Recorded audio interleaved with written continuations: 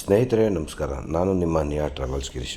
ಕೊಟ್ಟೂರಿಗೆ ಯಾರು ಹೋಗಬೇಕು ಅಂತ ಅಂದ್ಕೊಂಡಿದ್ದೀರ ಈ ವಿಡಿಯೋನ ನೋಡಿ ನಿಮ್ಮ ಸ್ನೇಹಿತರಿಗೂ ಶೇರ್ ಮಾಡಬೇಕು ಅಂತ ಈ ಮುಖಾಂತರ ಕೇಳ್ಕೊತೀನಿ.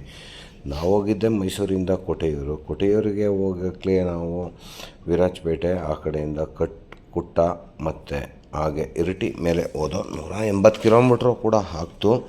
ಏನು ತೊಂದರೆ ಇಲ್ಲ.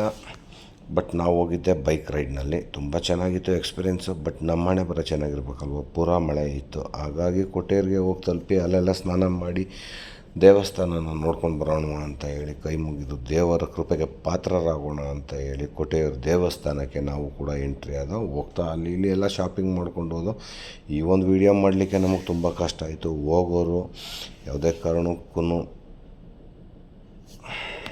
ಬೈಕ್ ರೈಡ್ ಮಾಡಬೇಡಿ ಅಂತ ಈ ಮೂಲಕ ಕೇಳ್ತೀನಿ.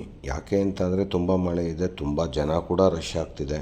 ಅಲ್ಲೇಳೋ ಪ್ರಕಾರ ಹೋಗ್ತು ಅಂತಂದರೆ ಬೈಕಲ್ಲಿ ಹೋಗಿ ಯಾಕೆ ವನವಾಸ ಪಡ್ತೀರ, ನಿಮ್ಮದಿಲ್ಲಿ ಕಾರ್ನಲ್ಲೇ ಹೋಗಿ ವಿರಾಜಪೇಟೆ ಮಾರ್ಗದಲ್ಲೇ ಹೋಗಿ ಕುಟ್ಟ ಮೇಲ್ಗಡೆ 180 ಕಿಲೋಮೀಟ್ರ್ ಆಗುತ್ತೆ. ಆರಾಮಾಗಿ ನಿಮ್ಮ ಲೊಕೇಶನಿಂದ ಅಲ್ಲಿಗೆ ತಲುಪ್ಬೋದು. ಯಾವುದೇ ಕಾರಣಕ್ಕೂ ಫಾರೆಸ್ಟ್ ಏರಿಯಾಗಳು ಕೂಡ ಎಂಟ್ರಿ ಆಗಲಿಕ್ಕೆ ಹೋಗಬೇಡಿ. ತುಂಬ ಚೆನ್ನಾಗಿದೆ ದೇವಸ್ಥಾನ ಅಂತ ಈ ಮುಖಾಂತರ ಹೇಳ್ಬೋದು.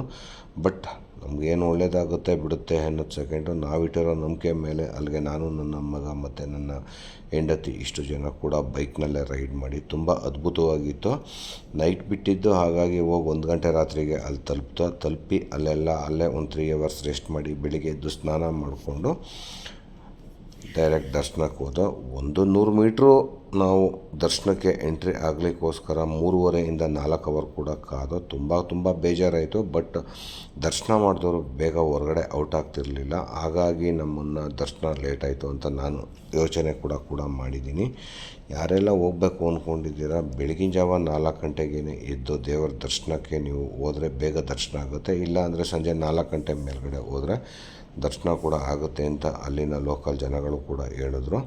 ಹಾಗಾಗಿ ನೀವು ಪ್ಲ್ಯಾನ್ ಏನೇ ಮಾಡಿದ್ರೂ ಬೆಳಗಿನ ಜಾವ 4 ಗಂಟೆಗೆ ದರ್ಶನ ಮಾಡಬೇಕು. ಎದ್ದು ಕ್ಯೂವಲ್ಲಿ ನಿಂತು 6 ಗಂಟೆ 6:15 ವಾಪಸ್ ಬರ್ಬೋದು. ಆ ಥರ ಪ್ಲ್ಯಾನ್ ಮಾಡ್ಕೊಂಡೋಗಿ.